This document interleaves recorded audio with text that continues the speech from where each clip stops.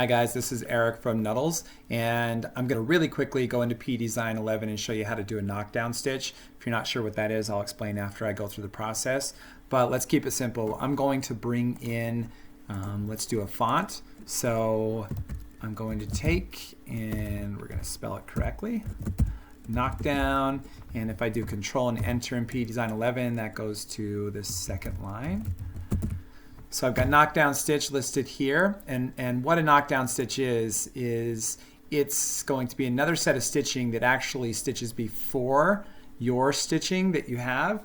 So, and the reason that we would use that, let's say you're doing embroidery on a towel, and maybe it's a really thick pile, or you know, a fabric that has a really thick pile or a nap. Or minky is another good example. It's really popular to do embroidery on minky. Well, sometimes what happens is you do that embroidery that maybe has lettering and it says Knockdown Stitch, and then the minky kind of comes up over the top of the lettering after it's done. So it's really not very visible what it says. So a knockdown stitch is a series of stitches that we put prior to the actual stitch down of, for instance, the lettering or the other design. So it's also a really useful tool to have to use with the software, because then I don't have to necessarily use a topper. So I'm going to go in. I've got Knockdown Stitch in here already in place. And so what we're going to do now is really simple. I use a tool up top. It's going to be under the home key, and you're going to find it's going to say Embroidery Patch. Now we're not making a patch, but you're going to see in a minute why I use that. So I'm going to click on Embroidery Patch. The default settings that are going to come up are going to be looking like so. And I don't want to actually do a satin stitch around this. I'm going to click No. And then the next thing I'm going to do is it's going to be a running line, running stitch. I'm going to bring that distance down to 1 millimeter. Now that's as close as you can go in using this, which is actually perfect in most cases. If you want to go further out, and again, you'll see what I mean when I click OK, you can adjust that up to a higher number. So when I click OK, what it's going to do is it's going to create this line that follows my lettering. So it keeps it really simple. So I could manually have gone in and made that line. It just takes a lot longer to do it. And it's just perfect doing it this way. Next, I'm going to go over here on the left-hand side. I'm going to find that stitch. It's down here at the bottom. I'm going to click on it, and I'm actually going to right-click and choose Select Object. And right now, I just have a running stitch selected. I actually like to leave the running stitch on when I use this as a knockdown stitch. But then the real key is turning on your fill stitch. And then you get to choose what you want. A lot of times I just do the net fill, and when I select the net fill, it's going to put that fill stitch behind it. Now, we can adjust those over here on the right side in Sewing Attributes. So I have options in here to change this. So if I really want to control that fabric from popping through, I can adjust the spacing. And this allows me, with this particular stitch, to go down to a 2. If I feel like that's not dense enough, if it's not holding that fabric down, there's other options in the net fill. And you can see as I select those, it becomes more and more dense. And then I can even adjust this on here to where I want it to be. So I would go in and just kind of make that what you want it to be as far as that knockdown, what feels appropriate for the fabric. Once that's set, it's really simple. Over here on the left-hand side, you grab those, the stitches that you just created. They're always going to be at the bottom because it's the last thing that was done. You drag them all the way to the top, and you let them go. So now this is going to, the way it's going to stitch out is you would hoop your fabric that you're going to embroider on. You would let it go through, and it's going to put those knockdown stitches on there and then stitch this on top. Now the real key to doing a knockdown stitch for me is, one, I would make these the same color. And again, I like to keep this edge on there. If I turn off the running stitch, which we could do, it's going to look like this, and that's okay. Sometimes you're going to see little gaps like this. I like to have the running stitch left on, only because what it does, it just really cleans that up and makes a nice edge on there. So I'm going to select the object and I'm going to turn that back on. It's just a run stitch. But I would go in and I would make that the same color. So your knockdown stitch can go and you can select that. Let's get that on there. And we can keep that the same color. So now it's just going to go together. And then the next thing that I would do is save that design, and it's ready to go. Now, if you needed to adjust this in, obviously it's 1 millimeter out. That's what I like it to be at. You could go in and you could then select that section, select objects, and under the home key and in size, I could go in and I could start adjusting this down by percentage, and you can hit preview. And you can start to see on there what's going to happen when you do that. But at some point we might just end up running into some issues because you have to realign it and so forth. But you could adjust that down.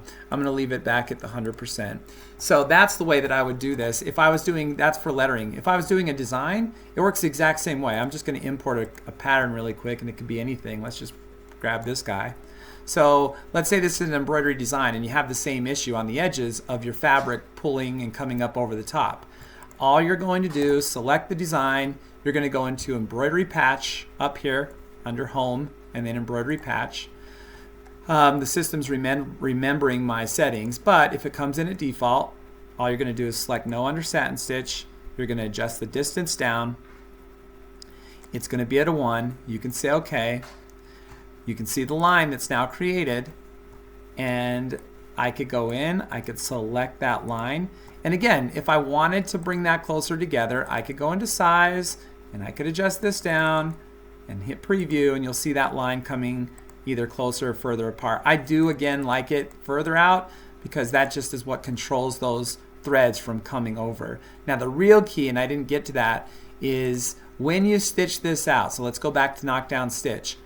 The knockdown, which is in the blue, you should pick a thread that matches your fabric, because the idea is you don't actually want to see these stitches on the fabric. You want them to be used to push that fabric down so the red that says knockdown can actually stand up on top. So you would match the knockdown stitches to the color of the fabric. So we would do the same down here. So let's just say my fabric is, red. If it's red and I'm doing this design down here, then the knockdown that I'm about to apply to this, I would make that the same color. So I'm going to select the object, which is the one I created. It's always at the bottom. Remember, running stitch is turned on. You get to decide that. You can choose if you want it to be the net fill or some of these others. Maybe you want to use a program fill because you really want to really press that down. But that's a complete fill-in stitch. That's a little bit too heavy. You can go over to the side and you can adjust. There's beginner and expert mode. I would go into the expert mode when I do this. But I can go in and I can adjust the density. So this is the density of a fill stitch if I choose to use a fill stitch. So the first time I was using up here in the drop down menu, I chose net fill. This time I'm using a fill stitch, and it really just depends on the job or the project that I'm working on. And so I've got the density, I've adjusted that. I can also go in and turn on underlay sewing. So that puts the underlay on. So these are just two different methods as far as the stitch type that we're using. Same method, but different stitch types. And so now there's my design.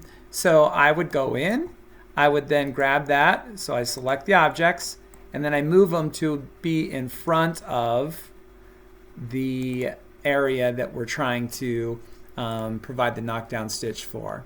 So in this scenario, again, if my fabric was red, I would take both of these two areas over here that are the knockdown, and I would match them to the fabric, whatever your fabric color is. Now that's going to provide a really nice knockdown behind here and push that pile down. So that's the quick and easy way. I just use that tool that's the, again, Embroidery Patch, and we'll let this run through. You'll see both of those do their thing. I'll slow it down a little bit. So we're just previewing. So this is actually going to stitch right over the top of, again, let's say it's minky. It's going to be pushing that minky fabric down. And when I do this, I don't really need a topper. If I feel like I need a topper, I would actually just go use a more dense design in here to do that knockdown. And I don't worry about a topper in that regard. If you don't have software, you kind of have to be at the mercy of using stabilizers to get the results that you want. So I'm going to speed this up, and there it goes through. It's going to really stand out. So on this scenario, the fabric would be blue. That's why I would use my blue thread for the knockdown, and then the red on top. This one would assume that my fabric is red. But that's how I do knockdown stitches. Makes it really easy and quick. Hope that answers your questions, and we'll see you next time. Thank you.